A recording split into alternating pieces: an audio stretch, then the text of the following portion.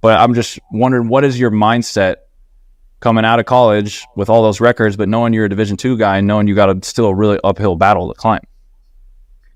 Yeah, I think that's pretty much exactly how me and my pops we're talking about it. Like straight up uphill battle. Yeah. To the maximum of extent. Like, you know, if for this thing to work out, you have to, you know, so many things had to go right, and I had, you know, so much work had to go into it. But I think I was able to have a good enough junior year, even at the Division II level, that I gained some interest from some agents. So I was going basically through that my whole senior year of college. Found, you know, got a guy like, you know, was able to get put in a good situation for pre-draft training down in Florida, which, I mean, yeah, that's kind of what people do nowadays. So just knew that, you know, I would not only, this is, you know, where I'm at, it's hard for Power 5. Like, it's hard to do that, get that accomplished at like a Power 5 level. So I knew it was just exacerbated since I was coming from D2, and, you know, just nobody really knew who I was. So just knew that in my senior season, getting invited to the Senior Bowl was going to be huge for me, because that was basically the one thing that a lot of people were, you know, saying. That's why I didn't really have much draft stock, is, you know, because they were like talking about the level of play. So getting to the Senior Bowl was huge. Once I got that invitation, and I was situated down in Florida training, it was all just about the physical aspect, obviously, because you're training for the combine, but also like understanding that, you know, quarterback is the hardest position, not because of the physical aspect. It's a 100% because of the mental aspect. And that's, in my opinion, and I feel like a lot of quarterbacks' opinion, is the separator between one quarterback and another, is, you know, how much mental load can you take and process and operate with. So just really focused on that. Got to go to the Senior Bowl, had a successful and fun time at the Senior Bowl against, you know, a bunch of talented guys that everyone knew was going to go to the NFL and have an effect in the NFL. So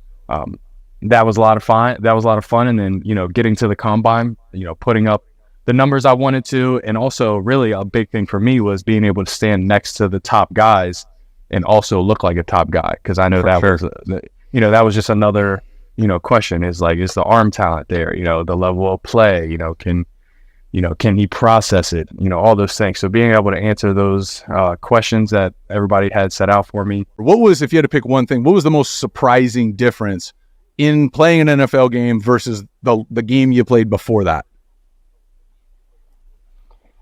Yeah, just all the details and just how in depth all the play calling is, and the formations and motion landmarks, and just all the intricate things. You just, you know, you wouldn't, at least until I got here, you just really didn't understand how important all those things were. Give me a Shepherd play call real quick before we go too crazy. It was similar, but not as wordy. Like, our run game is pretty insane, so that's the big. But a play would have been like an easy play would have probably just been Dallas right, 400 Vegas. But that's just 2x2 jet protection, 4 verts. Like, yeah, that's it like, doesn't see it. But we make it complicated in the NFL for no reason, too. Yeah, you know what I mean? Like, it gets pretty nasty. It gets for no reason, nasty. right? Oh, I know. And you're looking up at the play clock at 15 seconds. Like, yeah, can we fucking go? Like, that was I feel like that was a pressure point for me too. Like, you know, once I got the starting job, especially after, just, you know, operation was, you know, smooth against Oakland.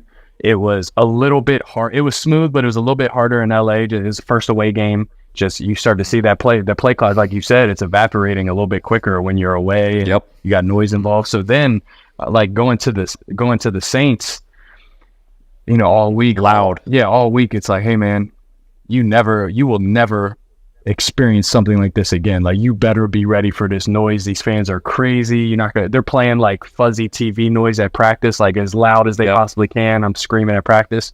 So like the pressure point of like getting the guys rallied in the huddle, like, yo, get into the huddle immediately so I can say this play so that we can get to the line. Cause, you know, I want to snap the ball with like 8 seconds left. I don't want to snap the ball 2-1, and I got to hurry up and go on the turbo or something like that. You want to get to the line and see the defense too. Yeah, Like you want to give yourself a chance to take a breath before the play. No doubt, yeah. Especially, you know, we're one of the top motioning teams in the league. So every play, it's without a doubt there's going to be 1 or 2 motions. So the Saints game, it's loud. I'm running a little bit more than usual. You ran a lot that game. I'm screaming the play. But we're gonna pull up a play. This is from against Carolina in the second quarter.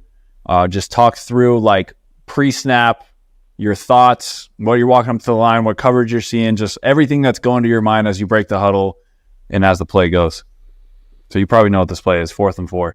Yeah, so right here we just have we got knife concept from the bunch with a nag from our tight end chip into the flat, and we got our guy DJ on an Oiler route, just a third inside step bench route.